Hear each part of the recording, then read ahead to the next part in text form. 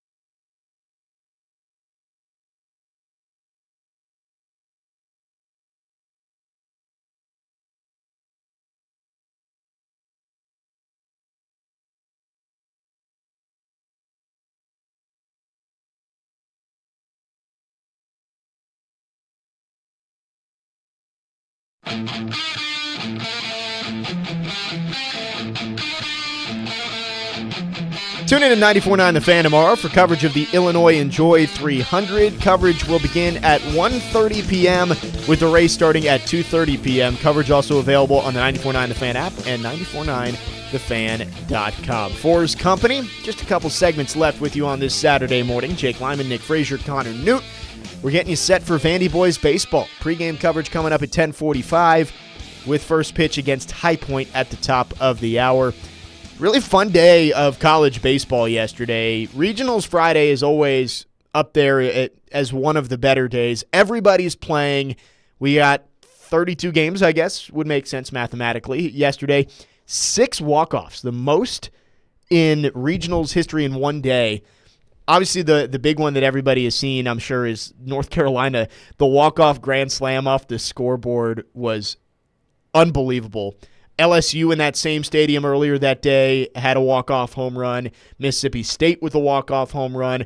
Just a lot of fun baseball yesterday. Should see a lot more of it today. Yeah, speaking on that North Carolina walk-off, they were down 8-5 I know. going into the bottom of the ninth. That's crazy. It's college baseball at its finest. You got to remember that. Like, college baseball, doesn't matter what the lead is. There was one game I was watching earlier in the season. It was Georgia versus App State, I believe. App State was up like 6-1 in the bottom of the ninth. They come back and walk it off 7-6. Like, that's what happens in college baseball. When you don't have a solid arm, you're going to get tossed. Yeah, college baseball, especially in these regionals, no lead is safe. Because guess what? Let's say, for instance, you lose game 1 of the regional, but you got to work your way back. There's a chance you're playing 5 games of baseball in a 4-day span. You've got to throw whoever you possibly can out there.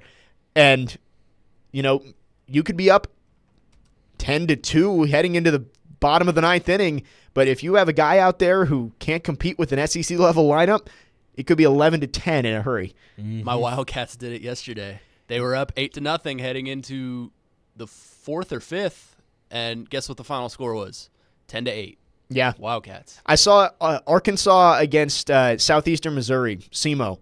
It was 8-0 Arkansas. SEMO came back and took the lead 9-8, and then Arkansas won 17-9. So it's a game of runs 17-9. You got to outscore. That's how some of these games are. Holy cow. The SEC had a good day yesterday. 9-2 for the SEC, and I'll throw Texas and Oklahoma in there too because they're basically SEC schools. 11-2. Texas and Oklahoma both won too, and Texas and Texas A&M will square off in the College Station Regional later today. Vanderbilt dropped the opener. Tough one against Coastal Carolina, and unexpected too because they threw J.D. Thompson out there, who had been the steady arm for this Vandy Boys team over the last few weeks. He had the huge start against Tennessee and Kentucky, a great start against Mississippi State in the SEC tournament. Just didn't have his best stuff yesterday. Vandy has to bounce back facing High Point, the 4 seed in the regional, so a chance to get back on track, and then they'll face either Clemson or Coastal Carolina tomorrow if they get a win. Yeah, the thing for Vandy to look forward to, I mean, if you beat High Point today, and then you also follow up with maybe Coastal Carolina beats Clemson, and then you're just thinking, well, both teams now have one loss. And excuse me, not one loss, but Coastal would have Clemson, the top seed in that region, as a one loss. So then maybe Vandy catches a break and maybe sneaks a win out of one of those games. Yeah, and Clemson almost lost to High Point yesterday. High Point had the go-ahead run on third in the 9th inning and didn't score, and Clemson walked it off. Right. But Clemson didn't look unbeatable against a High Point team yesterday. If Vandy can, let's say, beat High Point, beat Clemson, I think you take Vandy's pitching staff after 3 games over Coastal Carolina's staff after 2 games. Definitely not as deep in a Sun Belt school. So yeah, there's still a path there for Vanderbilt if they can get a win today. Obviously have to take down High Point, double elimination, so loser goes home. Vandy, it was a weird game, though. Yeah. Like, do you guys watch or listen to any of that? Oh, yeah. I caught the end. Like, Jonathan Vastine, he's not in the lineup today either. I guess sickness was kind of disappear. Yeah, I think he was sick, throwing up. But he was the leadoff guy in the the bottom of the first inning, and he was missing. Yeah, they had to just wait and hold the game because he was in the bathroom, I think. So tough for Jonathan Vastine. And then I might be wrong. Davis Diaz, I think, fouled a ball off his foot and just wasn't the same after that. So tough game, fell behind early, and missing or not having 100% versions of two of your better offensive players, defensive players too, just didn't go well. Today, Bryce Cunningham on the mound.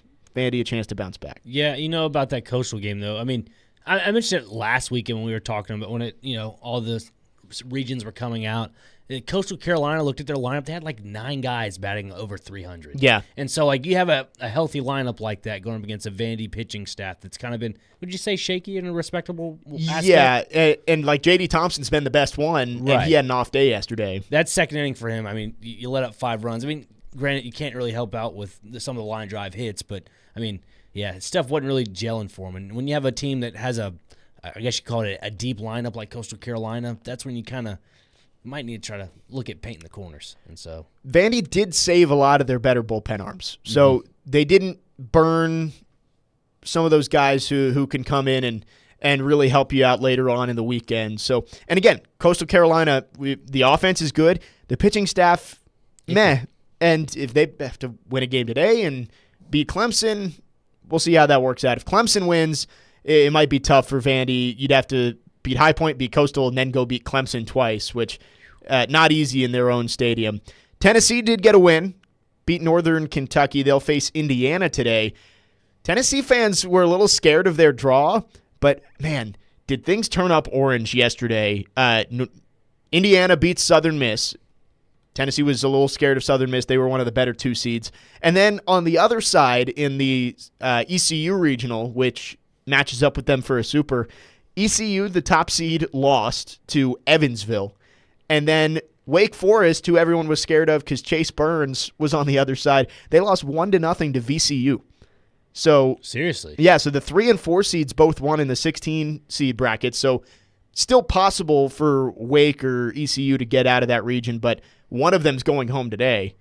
And then Southern Miss loses. So Tennessee, the path to Omaha just widened a large bit. So could see the Vols back there. Don't sleep on Evansville. They went up against a really good Indiana State Sycamore team, and upset them. I think it was the conference tournament. Yeah, and the Purple Aces. Yeah, the Purple Aces are a pretty good ball club. I think that might be a sleeper team for some people out there that like good fundamental baseball. I think Tennessee plays Indiana at 5 today. That sounds about right. So this evening, Vandy again coming up on our airwaves. Pregame in just over 15 minutes against High Point, trying to keep their season alive, and then they'd face the loser of Clemson and Coastal Carolina. We're going to pick that Vandy game coming up next, along with the Women's College World Series. There are still 6 teams alive for the Softball National Championship. We'll do our wild cards as well. Weekend picks as we wrap up this edition of 4's Company on this Saturday morning. Coming up next on 102.5, 106.3 The Game.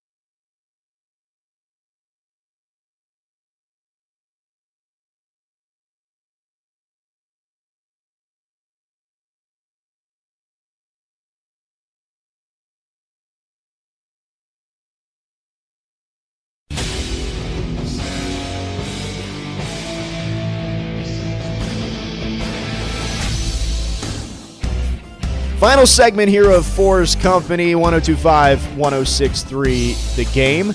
Sign up today to play in the 615 Open at the beautiful Hermitage Golf Course on Thursday, June 20th. Compete for amazing prizes, including $10,000 cash for a hole-in-one or a $20,000 kitchen or bath makeover from Eurostone. Plus, you'll have the chance to win exclusive experiences only a radio station can provide. Don't miss out on this incredible event. For more details and to sign up, visit 615open.com. Wrapping up the show here, getting you set for Vandy Boys baseball. Pre-game in 12 minutes. First pitch coming up against High Point at the top of the hour. Jake Lyman, Nick Keyser, Connor Newt. Let's make some picks, guys. Let's start with Vandy High Point. Keyser's not here. Nick Frazier. Oh, sorry. It's okay. I do it all the time. I don't know why. It just happens. Hey, there's a guy here, Sean. He thinks I'm Connor, so it's okay. Hey, he thinks I'm you. So. We have two Jakes now, and both our last names end with man. So, I'm sure that'll start happening to me, too. Jake Man. Jake Man. Sounds like a superhero. Nick Frazier is here. Nick Keyser still on his honeymoon. Nick Frazier. Yeah. Vandy or High Point? I'll take Vandy. I think Vandy bounces back. I don't want to sound like a homer, but yeah, they got to bounce back. I think so, too. I think Vandy, they're too well coached. There's too much talent for them to go 0-2 in this regional. I think they bounce back today, and I think they'll be competitive against whoever they face, Clemson or Coastal Carolina tomorrow, if they get the win, and maybe get themselves into that regional final. It's obviously tough to beat a team twice in a row, but always a shot. Yeah. Get yourself in it. I don't want to say it's going to be a blowout, but it'll be a very tightly contested game today. That's how I'm perceiving it. Connor Newt? Yeah, I'll go Vandy too. I think they bounce back. Like you said, I think they're too well coached to just go 2-and-out, you know. And I think High Point might be the weakest team in this regional. Yeah, give me Vandy. Vandy clean sweep against High Point. Commodores trying to advance and stay alive in that Clemson regional. Let's talk Women's College World Series. Kind of flying under the radar this year. I know Oklahoma has won 3 straight, 2 straight, something like that. Somewhere on that, yeah. But they haven't been quite as dominant this year. They were the number 2 seed coming in. I'll read off the teams in case you guys aren't caught up on Oklahoma City. Right now, UCLA and Oklahoma, they are 1-0, as are Texas and Florida. Those 2 games are today in the winner's bracket. The loser's bracket, Alabama and Stanford both stayed alive yesterday. They await the losers of those first 2 games. So those are your 6 teams. Oklahoma State and Duke have already been eliminated. So UCLA, Oklahoma, Alabama, Texas, Florida, Stanford. It's going to sound crazy. Give me the 6th seed UCLA Bruins. Wow. I think they go on and win it all. UCLA's good. They have Maya Brady on that team who maybe I fell for a joke. Is it Tom Brady's niece? I don't believe so. It's a joke, I think. Yeah. I don't think they're related in some I'm way. looking it up. Yeah. Connor, who are you picking? You know what? Give me Alabama. They've kind of had a weird run to Oklahoma City. They upset the Lady Vols to get there. So I think they are in the losers bracket, but I think they kind of ride the momentum and at least get to the championship. But yeah, give me the Crimson Tide. Aha! I am correct. You are correct. Tom Brady is Maya Brady's uncle. Wow. I was worried. I was worried I got for a second there. Did you say? Okay. We're gonna move on. Maya Brady and UCLA. Tom Brady's niece. I'm not gonna go Oklahoma because I feel like that's too easy. I'll go Texas. Okay. They're the number 1 seed, but I feel like if they get to a final against Oklahoma again, everybody's going to be picking Oklahoma just because of the championship pedigree and Patty Gasso and all that.